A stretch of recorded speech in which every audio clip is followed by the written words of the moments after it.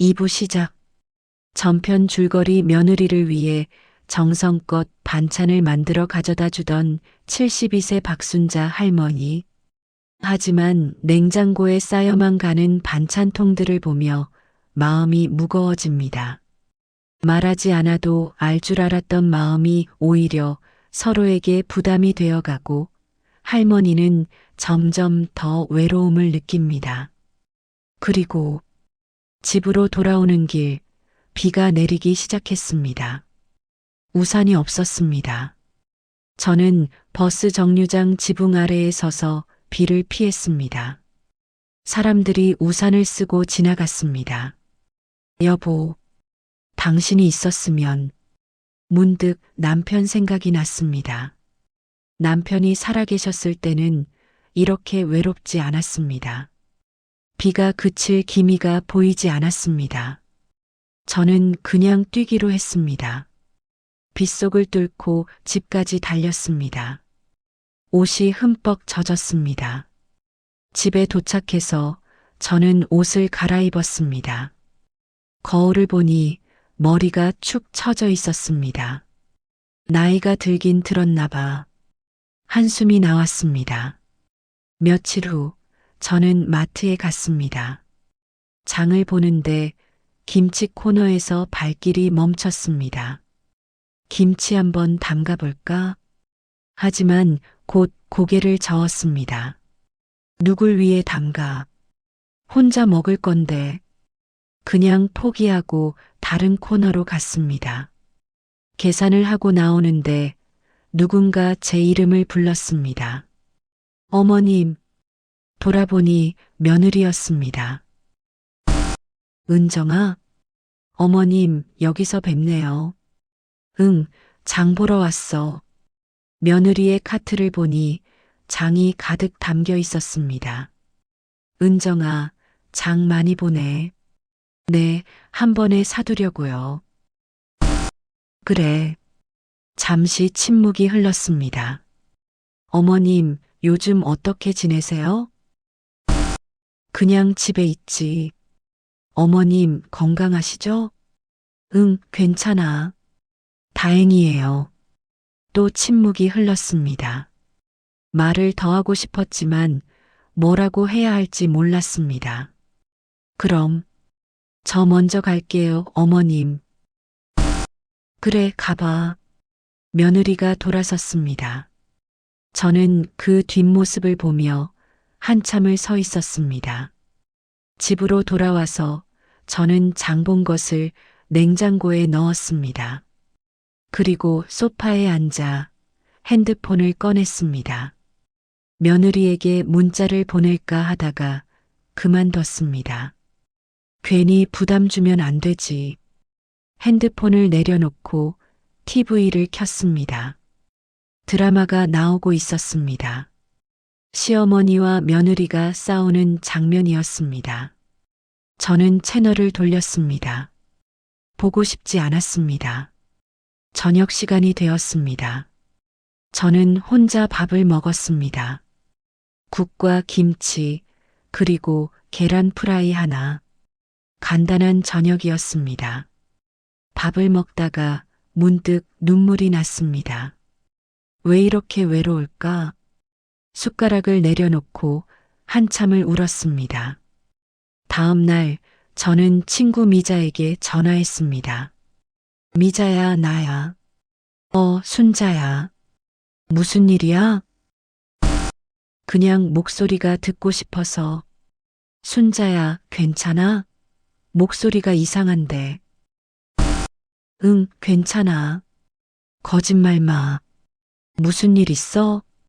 저는 한참을 망설이다가 말했습니다.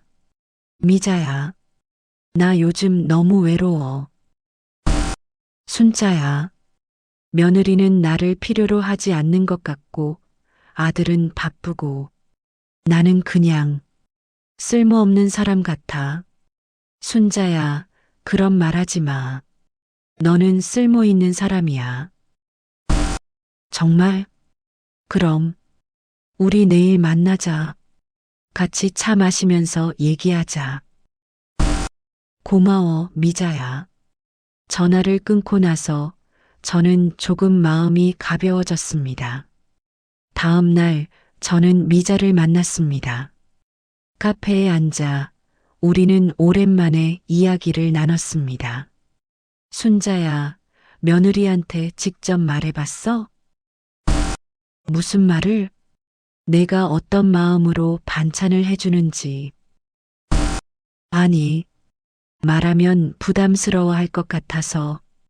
그럼 계속 이렇게 혼자 속만 썩일 거야? 미자의 말이 맞았습니다. 근데 미자야, 말하기가 무서워. 왜?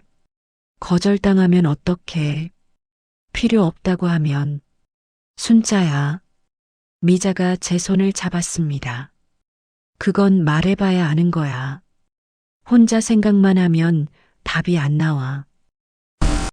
그래. 저는 고개를 끄덕였습니다. 집으로 돌아오는 길, 저는 결심했습니다. 며느리한테 말해봐야겠어. 하지만 뭐라고 말해야 할지 몰랐습니다. 집에 와서 저는 종이에 쓰기 시작했습니다. 은정아, 사실은. 하지만 계속 지우기만 했습니다. 말이 잘 나오지 않았습니다. 결국 종이를 구겨버렸습니다. 며칠 후 명절이 다가왔습니다. 추석이었습니다. 아들이 전화했습니다. 엄마, 이번 추석에 우리 집에서 해요. 그래. 네. 엄마 오시면 돼요.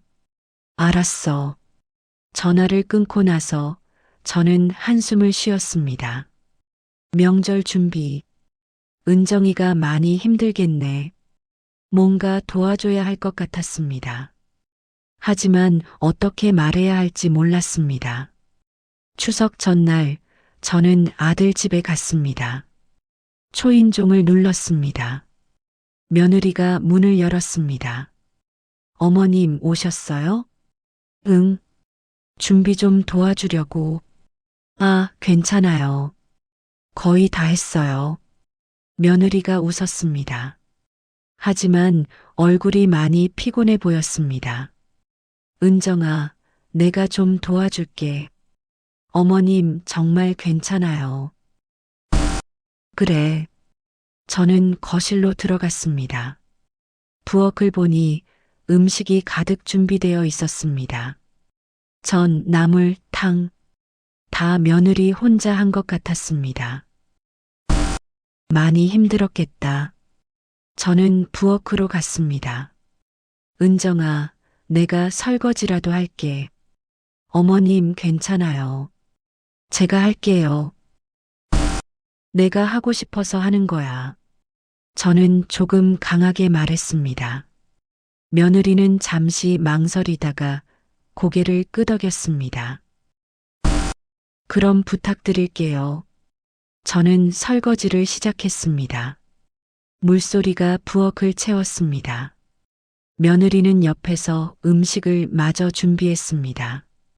한참을 말없이 일하다가 며느리가 말했습니다. 어머님. 응? 어머님 반찬 정말 맛있어요. 그래. 네. 근데 요즘 저희가 너무 바빠서 제대로 먹지 못해서 죄송해요. 며느리의 목소리가 작았습니다. 괜찮아. 바쁜데 어쩔 수 없지. 어머님 서운하셨죠? 순간 가슴이 뭉클했습니다. 아니야. 하지만 목소리가 떨렸습니다. 어머님, 며느리도 목소리가 떨렸습니다. 우리는 잠시 말없이 서 있었습니다.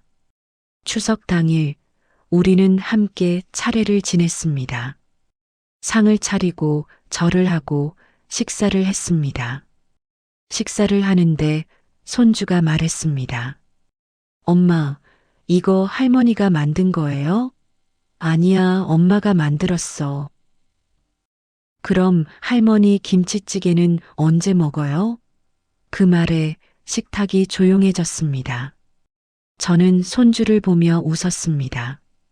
지훈아, 할머니가 다음에 해줄게. 정말요?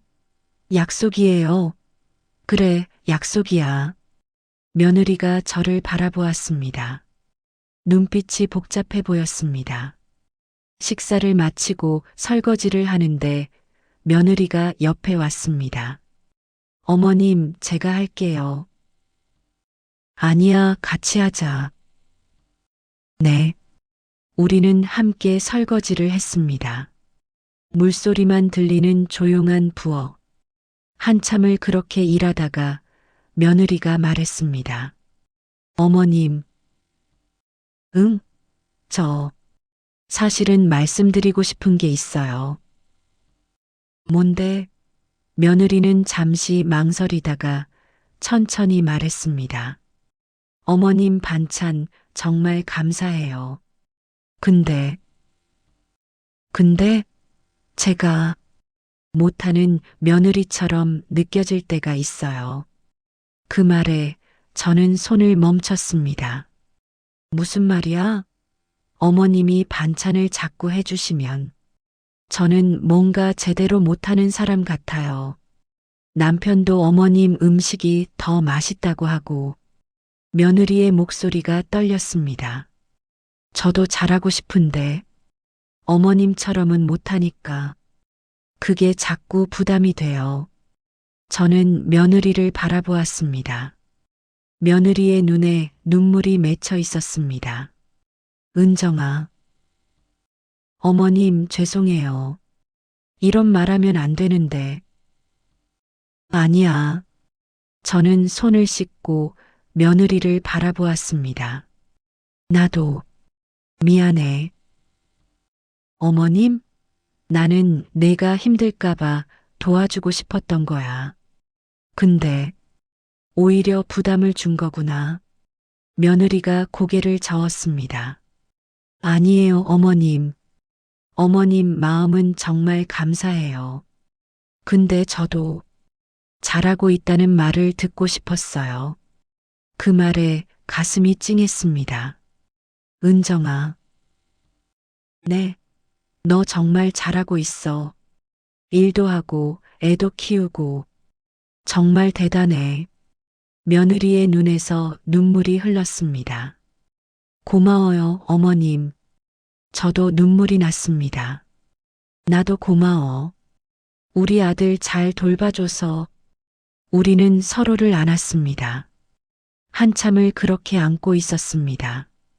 2부 종료 처음으로 진짜 마음을 나눴습니다. 하지만 이것만으로 모든 게 해결된 건 아니었습니다.